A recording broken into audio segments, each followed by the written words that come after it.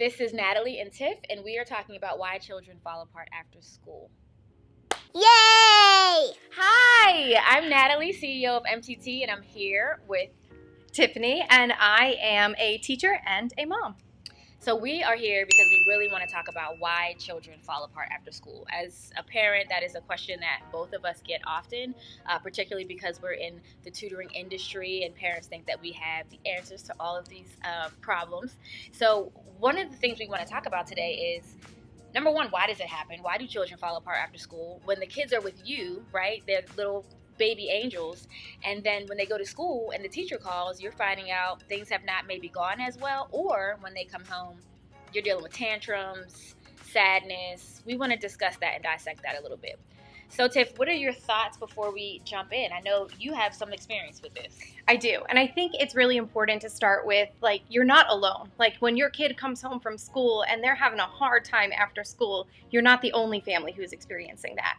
From the teacher side, I often have parents coming to me and saying, they're having such a hard time at home, but from my point of view in school, they're doing so great. And I think that's part of the thing, they're spending so much time during the day focused on being right and following the rules and meeting your expectations, that when they get home into that comfort zone of mom or dad or family and that house, they kind of relax a bit. They don't need to follow those rules as closely. So that sometimes is when that breakdown starts to happen. And it's really interesting because you want your children to be comfortable. I mean, it's a good thing that your home is the sort of place where a child feels comfortable and can really let down their hair and relax. But at the same time, that can be difficult for parents when they're dealing with the meltdown side of the child, while at school the child has been doing okay.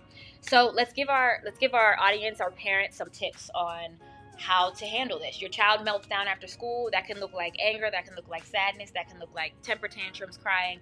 What do we want to tell our parents to do in those situations? I think the first thing is, don't ask too many questions when they get home, right? So they've been at school all day and they're a little tired. And the first thing we want to know as parents is, what did you do? What happened at school? Did you do something fun at recess? Was there something that happened at gym?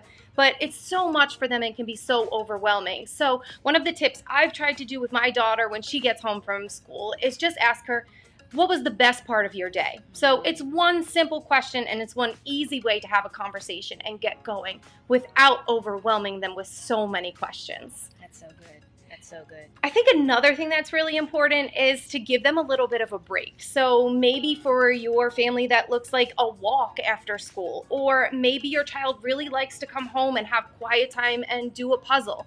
So finding that way that they can relax and take it back for a minute is really important as well. And that might look different for different kids. Right. That makes a lot of sense, and I think that's really helpful. We hope that you have found these tips to be helpful and that you have gained a better understanding of why your kids might be melting down after school. Good luck to you. You're going to need it.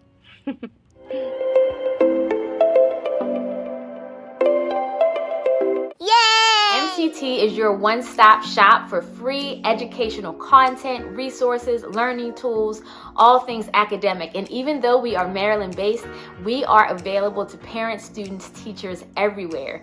So make sure you check us out. Keep coming back. Leave a comment if you love what you're seeing. Like, subscribe, share, and turn those notifications on. We'll see you soon.